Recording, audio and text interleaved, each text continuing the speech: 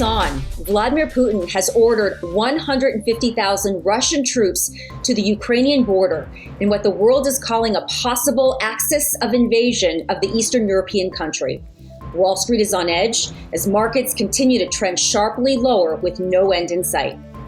To date, the Dow, NASDAQ, and S&P are all lower by 5% this year, and Russia has yet to fire a single shot. So what will happen to the markets in your portfolio once war breaks out? Hi everyone, I'm Lori Rothman. Welcome to the debut of Buy, Hold, Sell. To answer that question, let's bring in the traders, Toby Smith and Todd Schoenberger. Hi guys. Okay, Toby, you say the Russians are showing signs of invasion. What's your advice now to investors? Well, number one advice is that, let's not panic. Let's remember that when the Russians went into Crimea in 2014, the market went down 2 to 3%. This is different. Crimea is like a wart on the side, a pimple on the side of the face of Ukraine. All right. Our research says that we are, enough risk that we have our managed accounts fully hedged, meaning that we're protecting for more downside, number one. And number two, it probably won't happen till after the Olympics. The Olympics end over this weekend. And a person should be, you can't do anything now because we also happen to be in a lot of cash. Well, it's too late to do that. But the key thing is going to be, if they do invade, we are going to have a down market.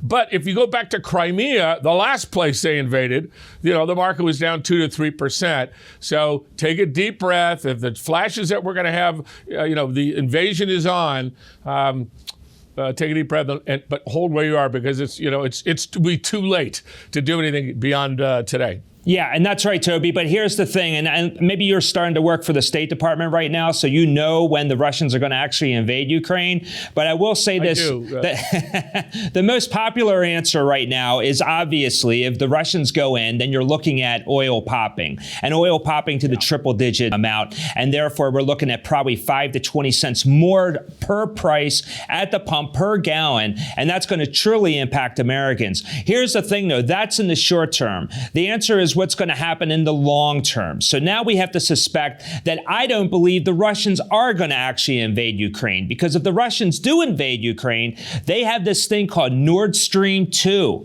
And that Nord Stream 2 is going to be sending a whole lot of natural gas to Europe. And you know as well as I do, Toby, if you have the Russians that are going into Ukraine, the Americans and the Germans and everyone else in Europe is going to say, hell no, we're not going to allow the Russians to do this. And that's going to be an $11 billion loss for Moscow, and who knows how much more going down the line.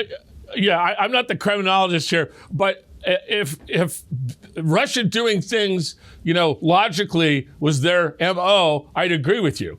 But, at this point, this is sort of his last chance. He's near 70 years old. He's got that $1 billion palace out there on the Baltic Sea. So I wouldn't put it past it. Also, if you look at all the pieces, they're doing the exact thing they always do before they invade someplace.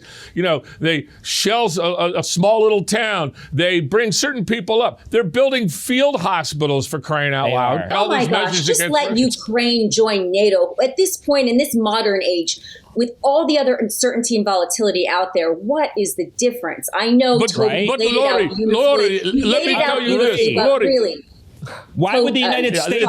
Why does the United States even care about this, Toby? That's what I want to know. And actually, they're part of NATO, you bonehead. They're part of NATO. They're not part of NATO. Ukraine is not part of NATO, and the Russians. United States and all the countries around are. And the law of NATO is if one of our people is threatened, we all protect them. And that's the North Atlantic Treaty Organization. Okay, it all goes against Russia. So three words for you, my friend. 3 words. Nord Stream 2. This is why the Russians are not going to go into Ukraine right now. Nord Stream 2 is that special pipeline that goes right from Russia, goes into the sea, and goes right into Germany. It actually bypasses Ukraine, and Ukraine is going to lose billions of dollars in royalty distribution fees. If anything, the Ukrainians should be invading Russia today. They have an economic benefit to do so. Yeah, Todd, why don't you get him on a phone call right now? Hello, Ukraine. Get your women and children in uniform and go after 170,000 people. No, listen. Average investors are nervous, though, and this is why the markets are rushing for the investors are rushing for the exits right now. This is all really heady stuff. And George it's really Costanza, important. head it out right now. Yeah. Markets are down 5% year to date, and we could blame Vladimir Putin right now because this is exactly what's happening. And not to mention the fact oil prices are going even higher because of all this panic that's going on around the country. Look, bottom line is this. He's not going to do anything, even though he has this religious side to him and he's looking for pre-Cold War Russia and all that stuff, and we get that. But at the bottom line is, it's all about money, and he doesn't want to lose that money, Toby. That's the thing, and investors need to know how to position themselves going forward. Toby, what are your energy plays with regard to the Russia-Ukraine situation? Well, we've been very long energy. I want to bring up my little pet from Pets.com. I don't know if you remember him. Adorable. Yes. But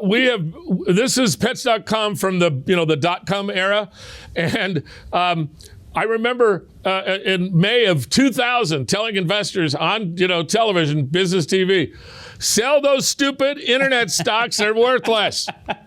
Well, Putin maybe will be 5% of the New York Stock Exchange, the Dow. But what's making the stock market go down, particularly the NASDAQ, is we have all the other stupid stocks. We have stocks that have no earnings. We have a Federal Reserve raising rates. At the worst time in the world to own stupid no earnings stocks, right? Yes. Sure, okay. Sure. So what you want, what we own are gas pipelines, oil drillers, gas drillers, shippers, LNG, because when inflation hits like this and interest rates go like this, these are all, are you getting this? This is really important hand stunts. Then these are brilliant graphs that you're illustrating. Yeah, thank you. We want to own inflation, things that do better in inflation. I want oil prices higher as an oil investor. Okay, I mean that's the answer. Number one, but number two is get rid of the crap that people own because day traders and Robin Hooders and YOLOs and FOMOs are because the SPACs are dead. The YOLO FOMOs are dead. There was 52 million accounts opened in 2020 and 2021 to Gen Z and millennial types, and they with zero interest rates, actually negative interest rates, valuation didn't matter. Well, guess what now, Lori? Valuation matters. Yes, it does. But here's the problem. Inflation is such a pain. It's so painful. Do average investors have the extra money to put toward these investment ideas you have? We're going to talk about that. Yeah. I mean, inflation is running so hot right now. Here's my thought for investors, though, is that I don't believe Putin and Moscow, Russia, they're not going to have this order where they're going to go into Ukraine. I truly believe that. And I think that's actually going to provide a sell-off opportunity for stocks. What you want to do as an investor, you want to look at ETFs that can actually take advantage of downside on the oil prices. There's an ETF out there from ProShares called DIG. That's the DIG is the symbol. Yep. Take a look at that. It's actually leverage. It's 2 times leverage. But I got to tell you, you could take advantage if there is a sell-off, because if lower oil prices happen, and that's great for Americans at the pump, it's really going to see a big sell-off, especially with some of those big 3 oil companies like Exxon, Chevron, and Conoco. You want to take advantage of that, especially if we do not see an outbreak of war over there in Ukraine. All right, we'll certainly hope for that. DIG is the exchange traded fund recommended by Todd. Toby, also awesome, interesting stuff. We're certainly going to keep an eye on that. For now, a quick break, and we're going to talk a lot more about inflation running at a 40-year high, how to invest around that, and really just protect your own pocketbooks right now. So keep it right here.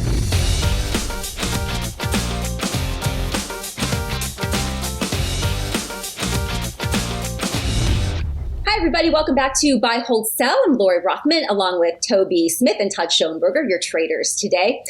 Let's talk about inflation. You've certainly been hearing a lot about it, if not seeing it yourself at the grocery store, at the gas pump. It is seriously out of control. Yet the president prefers to call people wise guys when they have the nerve to ask him about it. All right, Todd, with no immediate plan ready to get help to Americans, how do you think Wall Street's going to react to further erosion of our household finances. They're not going to like it at all, Lori. They're going to hate it. I mean, here you have inflation year over year at 7.5%. Crazy. Crazy, 40-year high. I mean, and everybody's feeling it right now, the erosion of the household balance sheet, and it's only going to continue. Even the president a few months ago was even talking about it, saying he doesn't even have a plan that's actually going to curb the higher prices. So what can we expect this year? You're hearing about the Federal Reserve raising interest rates. Well, yippee, that's great. Now we can only expect to have a recession in the second half of this year. So how does an investor prepare for this? Well, the obvious answer, you can look at gold as one of those answers. I personally like real estate investment trusts. I think investors should start looking at higher yielding investments. REITs are great. There's a couple of them that are out there. There's a ticker CIO. Doesn't stand quite for Chief Investment Officer, but it stands for City Office Real Estate. They invest in commercial real estate in the South, and they have a yield of 4.5%. Take advantage of it while you can, because this year prices are only going to go higher. Can you give us an idea, Toby, how high you think before we get to your investment ideas? We're talking about a 7.5% inflation run rate, right? If I'm not mistaken. How high do you think that number is going to go? Well, first off, you have to. How did we get this inflation? I mean, somehow Mr. Schoenberger, Biden's fault. Mr. Schoenberger, who seems to forget that we have a freaking pandemic for the last 2 years, right? And so now look at all the parts of the CPI. Number one is housing costs, rental costs, or what's called the rent equivalent. Well, gosh, gee whiz, the Fed put $8 trillion into our economy, and people stopped going to the office, so they bought homes, sold their home in San Francisco. I have a neighbor who sold his home in San Francisco for $10 million, came down to the slum that I live in Scottsdale and paid $2.5 million. And Big money. Multiply that by hundreds of thousands. So number one, we have inflation because housing costs went up.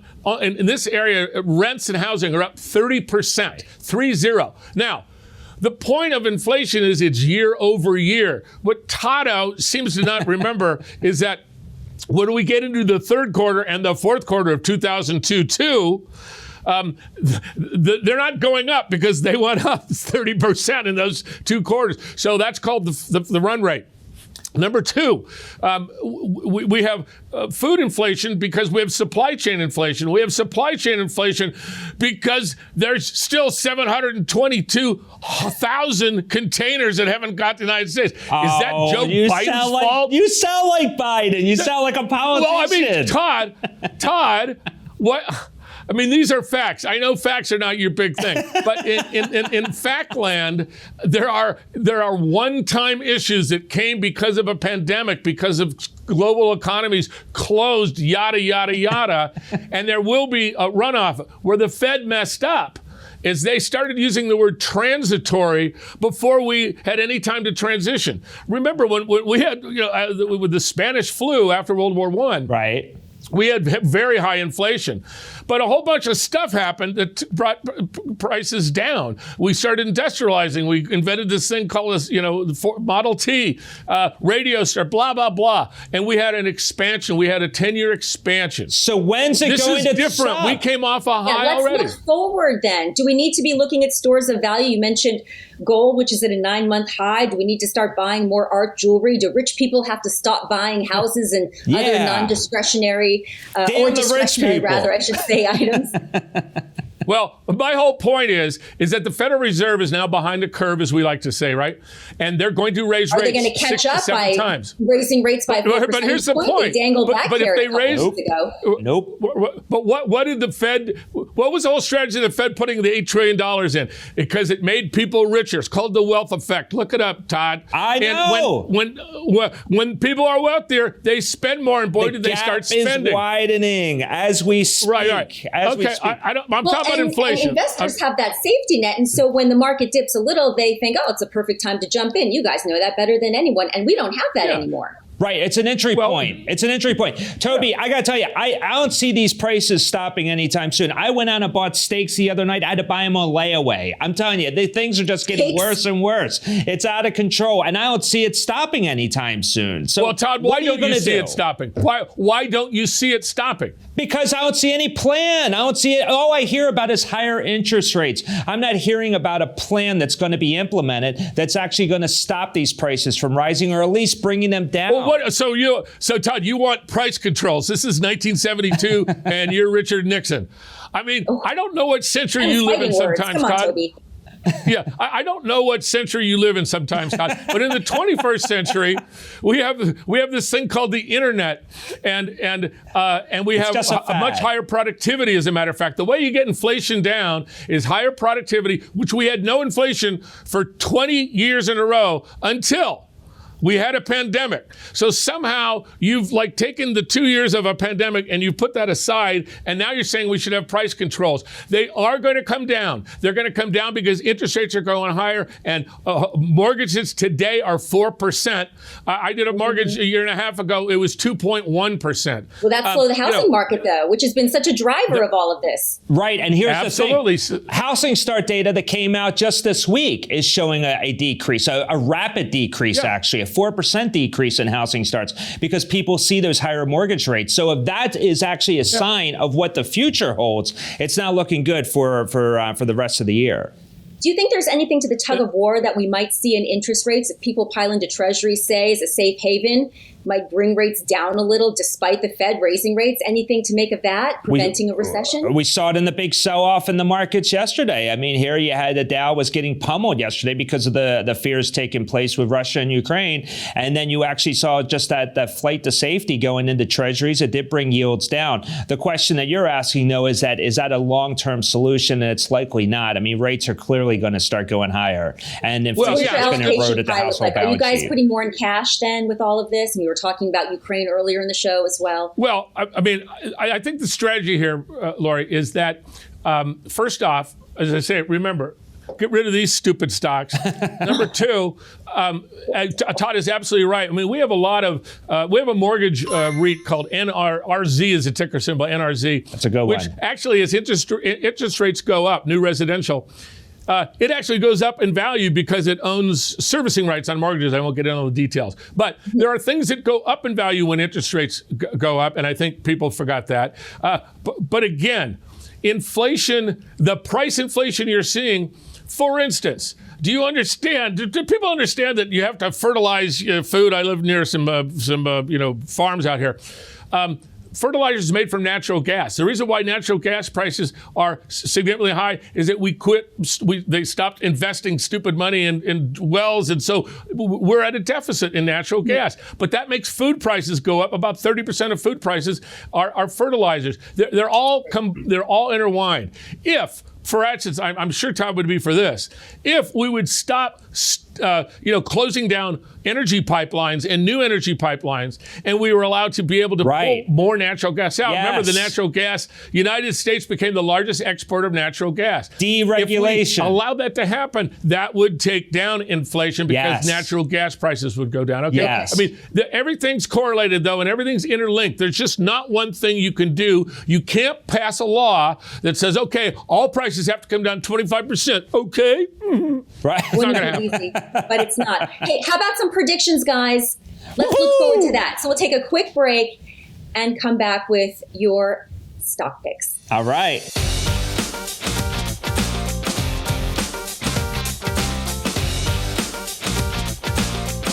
All right, welcome back to Buy, Hold, Sell. Who needs a crystal ball when you have Toby Smith and Todd Schoenberger? Predictions. Who wants to go first? How about you, Toby? Give us some good ideas for our investments. All right, first up, sell those stupid software stocks. Number two, buy something that actually makes money. Matter of fact, pays a 30% yield. It's called Golden Ocean. That's some money. Golden Ocean. They are a bulk shipper. Love it. They have the largest fleet in the world. We own another one as well. SBLT, which is another. But we're making our portfolio is up 25%. How does a CEO or CFO announce a 30% dividend? Did I hear you it's correctly? going forward, because the thing is that nobody likes these things. No one ever liked them. So all of a sudden there weren't a lot of them. Then we had a pandemic, Todd, just to make you remind yourself. And now I'll Google that. Economies are opening, and people need a lot of stuff, and you can only send coal and wheat and rye and all this other stuff by a bulk shipper, and they're getting premium rates. And what they decided was, instead of just buying more ships, what about sending all that cash to their shareholders? Yeah. It's shocking. It's shocking. So that is, the world has changed. No doubt it is. I love that. And plus those ingredients, I think that's how you make rum and bourbon. So that's awesome too. I love it. You know what I like, Lori? I love Shake Shack. Here's this company. Everybody knows about it in America. Who doesn't? Who doesn't? Earnings came out. Comparables year over year were up. Revenue was up better than Wall Street analysts thought. Everything's looking good. And then the company comes out in their release and says, wow, the outlook isn't so rosy going forward because of the pandemic. And I hear about this pandemic from my friend Toby. And I got to say, things are coming to an end. Everybody on Wall Street loves kids that drink milkshakes and smoke cigarettes. And I got to tell you, Shake Shack is going to be that winner going forward. Take advantage of it. The stock is down double digits because of this horrible earnings report, which wasn't that bad after all. I say that's going to be the company to go forward. That's because people sat inside for 2 years and ate nothing but Shake Shack. And now they want to get out and take better care We of want artery clogging cheeseburgers, French fries with extra I salt. think you might have it backwards, Toby. Supersized Coca-Colas. We want it all. Shake Shack, and maybe I'll literally eat my words and my Shake Shack burger. So. Yeah, Lori, Todd obviously doesn't have a mirror anywhere in his house. So I mean, love it. I love it. That one. I love it. Hey, we haven't talked about crypto. What's that? Hour. Well, we haven't really talked much about crypto, which all the kids are talking about these days. Any thoughts? Let me tell you about crypto. We own crypto. And what we do is we put it in a wallet and we never look at it for 5 years. If you look at it every day, you're not going to own it. He's right. But, we own the tier one cryptos, Avalanche, Polkadot, stuff that actually delivers value. I'm not a Bitcoin person, but you have to understand about crypto, particularly Bitcoin. It is literally a religion. It is a belief system. Yes. And it's you have people who call themselves maximalists. I have a friend from high school who another friend wanted to lend him $5,000 to buy this thing called Bitcoin in like 2012. And everybody said, that guy now is worth $55 million. Yeah. Okay. But it's gone up, it's gone down to 200 to 10. He believes in it. And the one thing you have to understand about crypto is it's a religion. The transaction costs are exorbitant. Oh, it's ridiculous. Yeah. It's ridiculous. But if you're a libertarian type person who says, don't tread on me, and I don't want to own the fiat money from the governments, all those bad people, then I want to own this Bitcoin thing because they're only going to make 19 million of them, and it's the new digital gold. You have to buy into that belief system. If you do buy into that belief system, then just put it in a wallet and don't look at it for 5 years. And to add to that too, Toby, I asked you about this a few months ago, and you had some brilliant research on it, and you had the best line of all. It's a small float that's out there. It's small. It's not a great deal of investors that actually are believing in this right now, and that explains the volatility that we're seeing. But you are right. Yeah. It's like buying a pack of baseball cards. You put them in your attic and you pull them out 20 years later, and who knows, you got a few Hall of Fame rookie cards in there. That's what you're going to see right now with crypto. Don't even go there, Todd.